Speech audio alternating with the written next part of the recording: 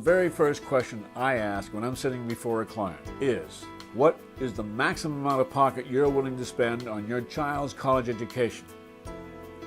Now you'll notice I didn't say what can you spend, but what are you willing to spend? Two separate questions. What can you spend kind of goes towards the ego, like, oh yeah, I can spend. We're not in that mode, are we? Okay. What can you spend is the question that the colleges are asking. That's their only focus.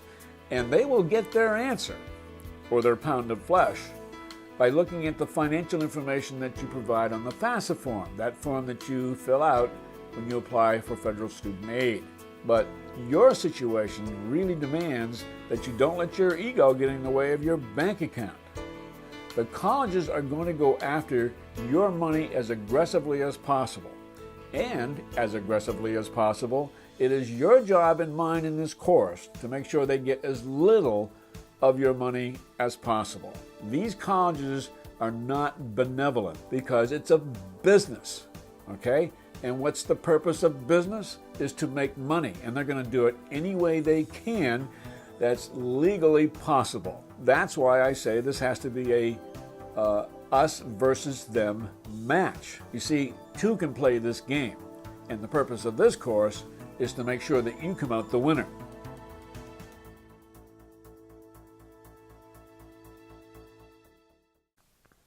So the answer to this all-important question, what am I willing to spend, will help you tremendously focus in on those colleges that won't have your son or daughter coming out with a lot of debt. So let's just say, for example, that you're willing to spend out of pocket every month $2,000. Okay, that's $24,000. Well, right off the top, you know that your son or daughter is not going to be applying, nor will you let her or him apply to those colleges that charge $40 or $50 or $60,000 a year. So those expensive private colleges are out and the state colleges are in. See how simple that was? But that's how easy it is to narrow down your choices of colleges when it comes to determining what those colleges are going to be based upon what you're willing to spend, not what you can afford to spend. So what do you do with the answer to that question, what am I willing to spend? Well, you're going to take that answer and you're going to go to any one of these 4 websites that I use to help my clients find those colleges that will work, that will fit their financial requirement.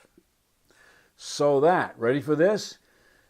If you're willing to spend $2,000 a month, that means you can afford $2,000 a month, which means you don't have to take out a single loan. How sweet is that? Oh yeah. So this is how simple you want to make this process. So once you are in that choice site, whatever site that you are more familiar with and are more relaxed with, you just enter the information that they ask for. So let's say in a drop-down menu, you're going to pick $10,000 to $20,000. Then that website will spit out a list of all the colleges in the country or in the region where your student wants to go to college, and you will know what list of colleges actually meet your financial criteria. And then you print out that list and you determine from, let's say, other criteria like location, size, and major, which colleges are going to come off the list right away. Let's say your requirement is that you want a small college. Well, all the large colleges that are on the list are simply going to come off the list. So you see how easy it is to narrow down this list based upon what you're willing to pay out of pocket. You want to be sure that you familiarize yourself with all 4 of these websites.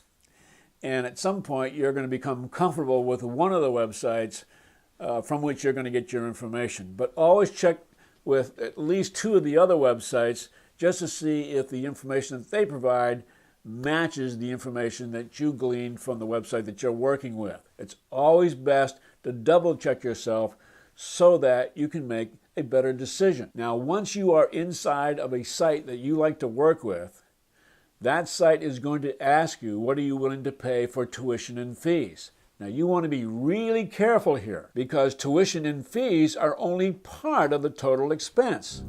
as you can see from this example on collegeboard.com, you only see what you can pay for tuition and fees, as if that's all you're going to pay for. In this illustration, College Board didn't figure in room and board costs, books, travel, or other expenses.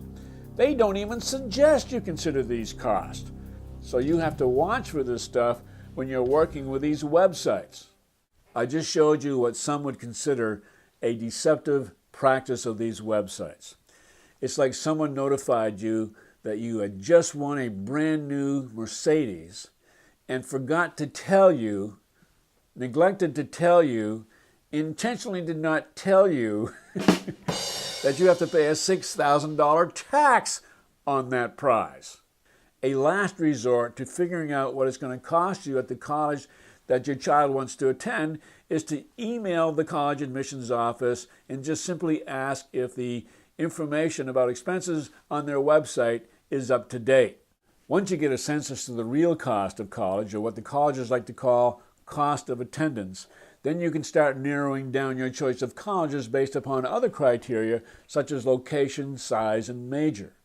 In another video, I actually go into other criteria that you can use to determine your real payment out of pocket, otherwise known as your poop score. But for now, I just gave you the formula as to how to choose a college based upon the answer to the question, what is the maximum amount of pocket I'm willing to spend on my child's college education? And do it all without taking out a single loan. Oh, sweet.